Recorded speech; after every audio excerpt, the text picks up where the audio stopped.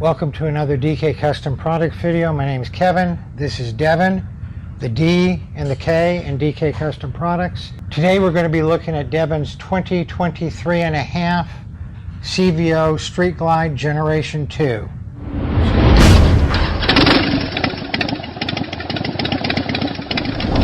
So we're at DC Cycle and Racing in Alabama. We've been getting a little work done on the dyno, and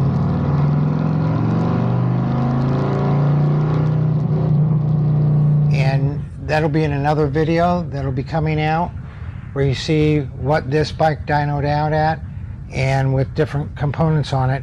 But what we wanted to go over today is what are the different things that you've done to this bike since you've got it, and maybe start with the very first thing that happened when you rode it home from the dealership.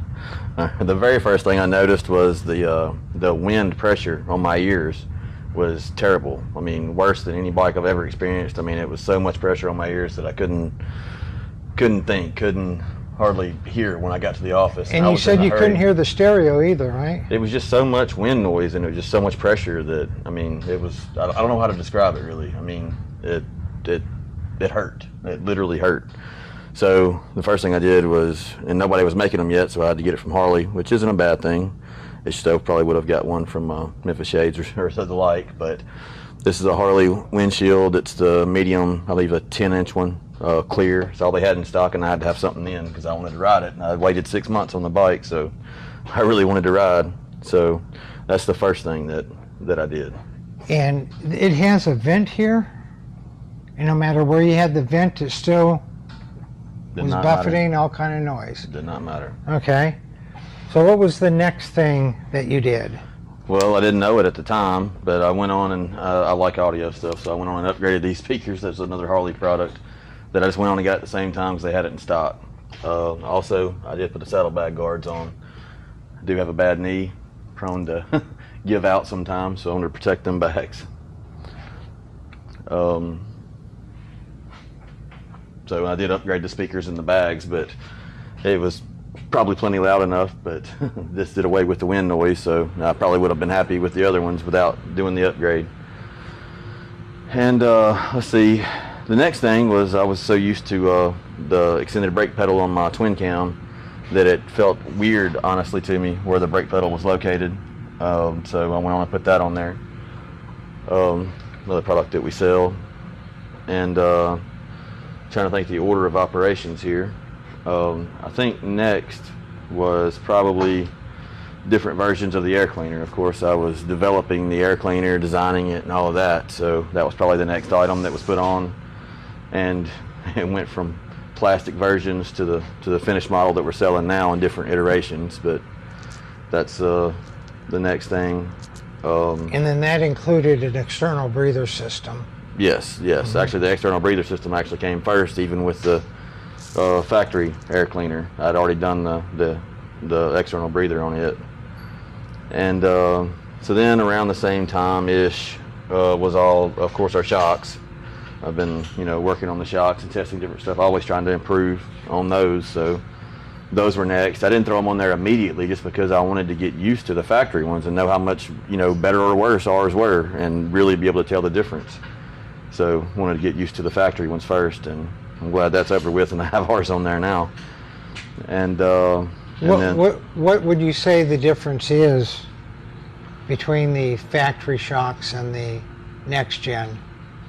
There's I thought the other ones were good, honestly, when I first got the bike and I was riding it, but I mean, it was a new bike to me. I was just happy to be riding it. And the thing is like when I would hit a bad bump, even if I was on there solo, they would bottom out. And it felt firm with just me on it, but it would bottom out if I hit a bad bump, like a railroad crossing. There's this particular one that I hit from time to time that is coming to my mind. Well, then I could put Melissa on it, and it felt pretty good. It felt plush, but then a small bump would make us bottom out. And it was a kind of a soft bottom, but it was still a bottom, even on minor stuff. And it just wasn't the quality ride that that I've been used to with the next gens on my twin cam. So what was the next thing? The next thing I changed was the exhaust, but we actually have the stock exhaust back on there now because we were just doing some dyno runs and wanted to see what the differences were with that. But over there in the box in the corner, we do have I did put tab 4.5 inch with zombie baffles and the Thunder Torque inserts.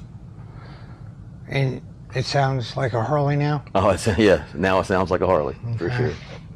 A twin cool, twin cam Street Glide to this Street Glide. Tell me about the difference in braking and stability.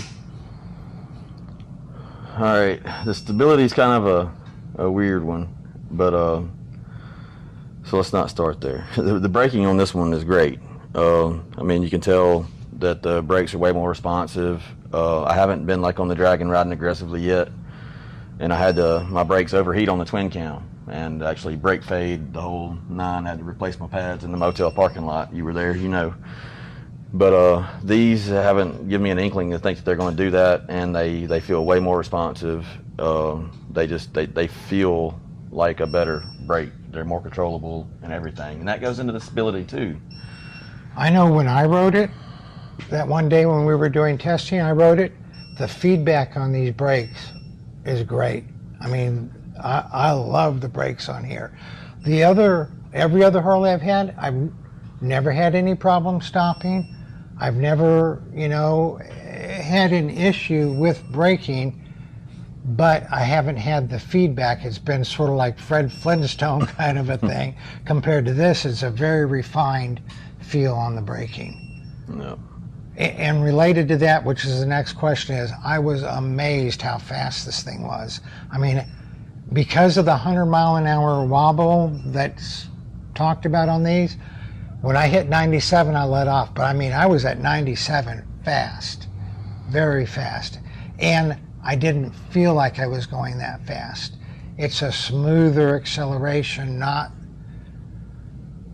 the normal, what you feel from a Harley, more torquey acceleration. Yeah, it's just, it gets there quick, and before you know it. And like you said, it's just a refined ride, so it's just there, and you don't even feel like you're doing it. So there's been a couple of times where I went into a curve, and I'm like, hey, I'm leaned way over right now, and look down, and I'll be going way too fast for the corner that I'm in. But even in that moment, be comfortable, and it just takes the curves great, and it just doesn't feel like you're going as fast as you really are.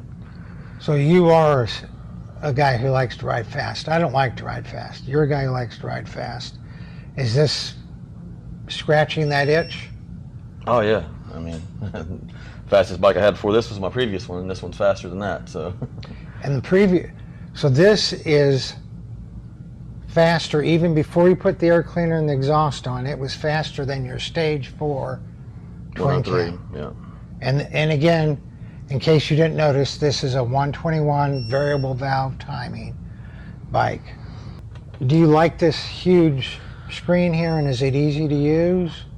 I do like it. It's pretty easy to use. I'm still getting used to it, but I think overall in the end it's going to be easier to use than what I was doing on my twin cam, just because I can have a map up here, my speed and everything all in one place. And the way I previously did it was, have my wife Melissa telling me in my ear, like, you need to turn left up here. I can actually see it and use GPS on my screen there. And the last thing I wanted to ask you about is this thing has different modes. Can you show those modes? Well, where do they? Down here in the corner, you can see like that's a sport mode. Oh, so that you just know that S is a sport mode. Okay. Correct. And then that's rain mode, and then that's just cruising mode. And I believe there's another mode that's not set up on there. I believe it's valet mode or something like that. It takes even more power out of it, but I always run it on sport mode. So you ride mostly in sport mode? Yeah. Because it just has the most power in sport mode? It has the most power. The only time that I would vary away from that, if I was just going on a long trip or something, listening to the radio or trying to get comfortable, I might, throw it on the cruise mode, because the throttle response can be a little bit touchy. So if you're messing with, some of the buttons up here and you barely move the throttle, it'll be kind of jumpy if you're not careful. So. And if it was raining really heavy, would you put it in slippery, or you wouldn't even mess with I that? wouldn't even mess with it. Mm-hmm. I would put it in cruise mode in that situation. And you can tell the difference between the different modes. It's distinctly different. It's distinctly different. Yeah. Okay. So here's the big question: would you do it again? That's a very big question.